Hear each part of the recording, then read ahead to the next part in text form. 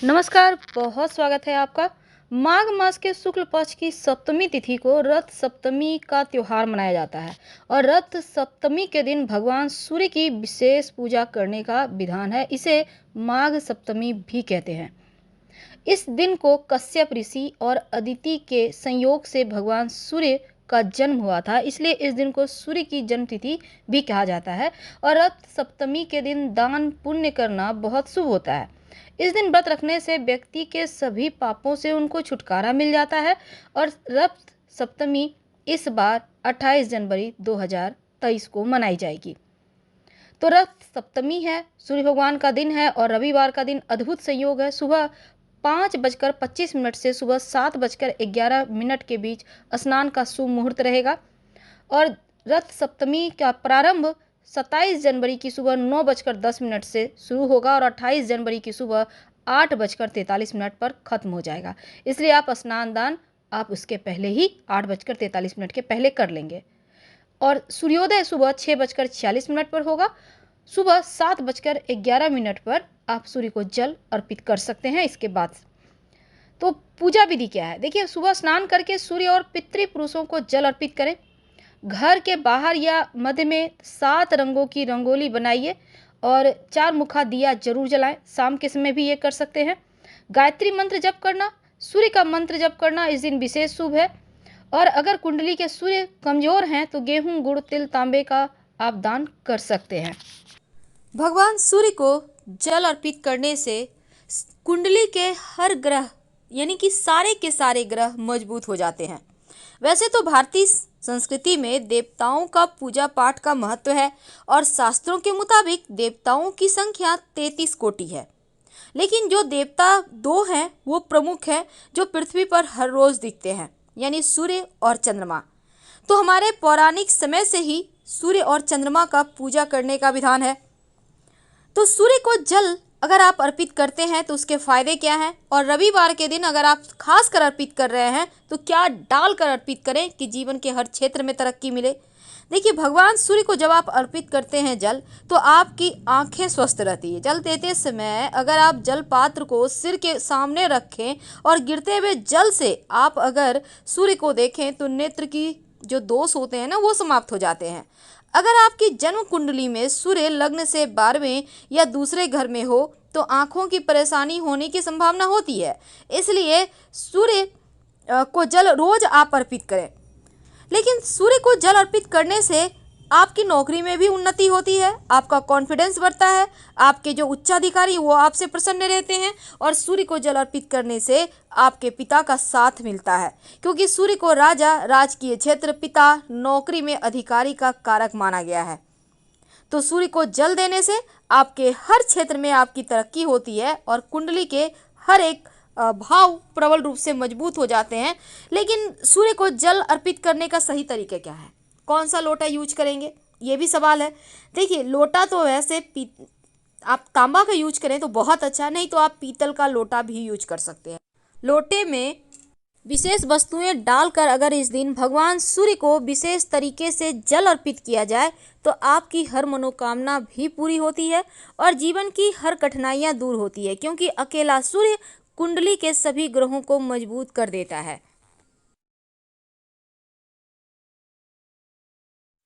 से बताएंगे कि जब आप सूर्य का तांत्रिक मंत्र का जप करते हैं सूर्य को जल देते समय, तो उसके विशेष फायदे आपको कैसे मिलते हैं और जीवन की समस्त मुश्किलों से आप कैसे आसानी से बाहर आ जाते हैं। और साथ ही अगर आप वो मंत्र, तांत्रिक मंत्र ना पढ़ें तो गायत्री मंत्र पढ़ सकते हैं। आप ओम आदित्याय नमः का जप कर सकते हैं, गायत्री मंत्र तो हर किसी को पता है।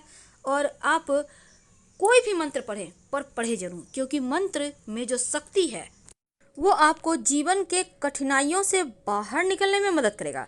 वैसे ओम घृणी सूर्याय नमः इस मंत्र का भी जप कर सकते हैं, या फिर गायत्री मंत्र ओम भूर्भुवः स्वः तत्सवितुर्वरेण्यं भर्गो देवस्य धीमहि धियो यो नः प्रचोदयात् इसका भी जप कर सकते हैं। लेकिन एक बात याद रखिए, सूर्य को कभी भी बिना स्नान किए अर्घ्य मत दीजिएगा। और साथ ही अगर आप सूर्य को रोज जल अर्पित करें तो ये सर्वोत्तम होगा। अगर सूर्य के सामने खड़े होकर रोज 27 बार गायत्री मंत्र पढ़े तो जीवन में कष्ट ही नहीं आएगा। अगर ग्रहों की बुरी चाल से कष्ट आ भी जाए तो भगवान की कृपा से उनको वो आपके हाथ पकड़कर आपको कष्टों से बाहर निकाल लेंगे, आपको तमाम परेशानियों से मुक्ति दिला देंगे। बस एक बार सूर्य के शरण में आकर तो देखिए, क्योंकि वो कुंडली के हर दुर्योगों को समाप्त कर देते हैं, क्योंकि सूर्य राजा हैं ग्रहों के। सूर्य का मंत्र बोले, ओम एहि सूर्य सहस्त्रांशो तेजो रासे जगतपते अनुकंपे मां भक्त्या गृहणार्थ दिवाकरः। इस मंत्र का जप करके सूर्य को जल अर्पित करें। इसके बाद सीधे हाथ की अंजुरी में जल लेकर अपने चारों ओर छिड़के। फिर जहाँ पर आप खड़े हैं वहीं पर आप खड़े होकर हनुमान चालीसा पढ़े। लेकिन अगर पितृदोष हो तब पितृदेवों के निमित्त उनको प्रसन्न करने के लिए लोटे में सूर्य को जल अर्पित करने के बाद 1 लोटा जल में 1 चुटकी काला तिल डालकर आप दक्षिण दिशा की तरफ पितृदेवों के निमित्त जल अर्पित कर दें। इससे पितृदेव संतुष्ट होंगे और उनको जो वो जिस चीज़ की चाहत से आपके पास आए हैं उनको तृप्ति मिलेगी और आशीर्वाद बरसा कर ही जाएंगे। अगर आपका पैसा किसी ने ले लिया है, कहीं फंस गया है, कोई वापस नहीं कर पा रहा, या फिर आपका पैसा कहीं ब्लॉक है, आप चाहते हैं कि आपका पैसा आपको मिल जाए, तब जब आप भगवान सूर्य को जल अर्पित करें तो रविवार के दिन से शुरू करके, अगर आप महिला हैं तो लगातार 21 दिन, अगर आप पुरुष हैं तो लगातार 27 दिन ये प्रक्रिया करना है। जल में 11 लाल मिर्च के बीज या फिर 1 चुटकी लाल मिर्च के बीज डालकर अर्पित करें। भगवान से प्रार्थना करें शीघ्र धन प्राप्ति के लिए। अगर मंगल कमजोर हो तो जल में शक्कर या फिर गुड़ डालकर अर्पित करें तो आपका मंगल बेहतर होता है, जीवन में कष्ट कम होते हैं।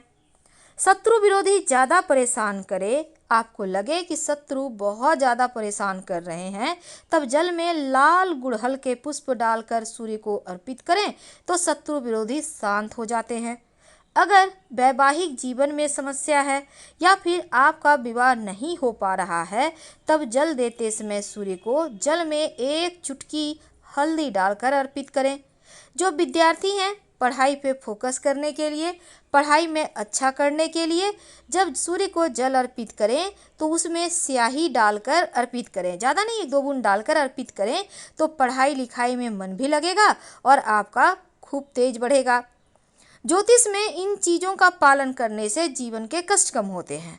सूर्य को जल देते समय अगर आप लाल चंदन या रोली डालकर अर्पित करें तो फिर आपका अच्छा स्वास्थ्य रहता है। और जल अर्पित करते समय गायत्री मंत्र का जप कीजिएगा। आप चाहें तो इसमें 1 चुटकी अक्षत भी डाल सकते हैं। जब जीवन में लगे कि कष्ट ज़्यादा हो रहा है, जीवन में आप चाहते हैं कि सभी ग्रह आपके अनुकूल ही फल दे, सभी ग्रह को प्रसन्न करने की बजाय अगर आप सिर्फ सूर्य की आराधना करें तो आपका भाग्य उदय होने लगता है। कुछ लोगों के ग्रह दोष खराब होने के कारण जीवन भर उन्हें दुर्भाग्य का सामना करना पड़ता है और कड़ी मेहनत करने के बाद भी सफलता नहीं मिलती। तो रविवार के दिन 9 ग्रहों के अधिपति हैं जो सूर्य, उनका ही दिन है और इस दिन छोटा सा प्रयोग जरूर करें। वैसे इस दिन तंत्र शास्त्र में धन प्राप्ति के लिए एक रामबाण उपाय बताया गया है जो कि आपके जीवन को के जो दुर्भाग्य हैं उनसे छुटकारा आपको दिलाएगा। एक छोटा सा प्रयोग करें। क्या करेंगे? देखिए, रविवार के दिन सूर्योदय से 1 घंटा पहले उठिए, स्नान वगैरह कर लें। अब ओम घृणी सूर्याय नमः, ओम घृणी सूर्याय नमः 108 बार जप करें और अपने सामने की स्टील या चांदी के बर्तन में आप जल में थोड़ा सा दूध डालकर रखिए। जब मंत्र 108 बार पूरा आप जप लें, फिर आप उस जल को भगवान सूर्य को अर्पित कर दें। तो ऐसा करने से आपकी सभी मनोकामनाएं पूर्ण हो जाती है। रविवार के दिन गुड़ का सेवन जरूर करना चाहिए और मछली का सेवन भूलकर भी नहीं करना चाहिए। अगर उतना ना भी कर पाए तो सिर्फ 1 लोटा जल में 1 चुटकी हल्दी या फिर रोली डालें। इसके साथ 1 चुटकी अक्षत, काला तिल, थोड़ी सी मीठी वस्तु। अगर तांबे का लोटा है तो लोटे में मीठी वस्तु न डालकर हाथ में लेकर अर्पित कर दें और फिर जल अर्पित करें तो उत्तम रहेगा। लेकिन अगर आपकी कुंडली में कैसा भी दोष हो, उससे मुक्ति पाने के लिए एक और छोटा सा प्रयोग आप कर सकते हैं इस पितृ एकादशी के दिन। तो क्या करेंगे, एक काला रंग का कपड़ा ले लें, उस कपड़े में थोड़ा सा काला तिल एक मुट्ठी रख लें और एक लोहे की कील रखें, एक सिक्का रख दें, सिक्का कोई भी होगा, और इसको आप अपने ऊपर से 3 बार उल्टे हाथ में रखकर वार लें और पीपल के पेड़ के नीचे जाकर रख दें। और शाम में एक दिया जरूर पीपल के नीचे जलाइएगा और बिना पीछे मुड़े आप घर आ जाएं। आपके जीवन से हर कष्ट, हर बाधाएं दूर हो जाएंगी। रविवार के दिन गुड़ का सेवन जरूर करना चाहिए। आप इस दिन लाल रंग के कपड़े पहन सकते हैं या लाल रुमाल भी रख सकते हैं। वैसे रविवार के दिन मछली ना ही खाएं तो अच्छा है। अगर कुंडली में सूर्य से बनने वाले राजयोग हों तो रविवार के दिन अदरक और सरसों के तेल का सेवन ना करें। वैसे सूर्य देव का सबसे जो सरल मंत्र है ओम घृणी सूर्य आदित्य, उसका भी जप कर सकते हैं। फिलहाल विदा लेंगे।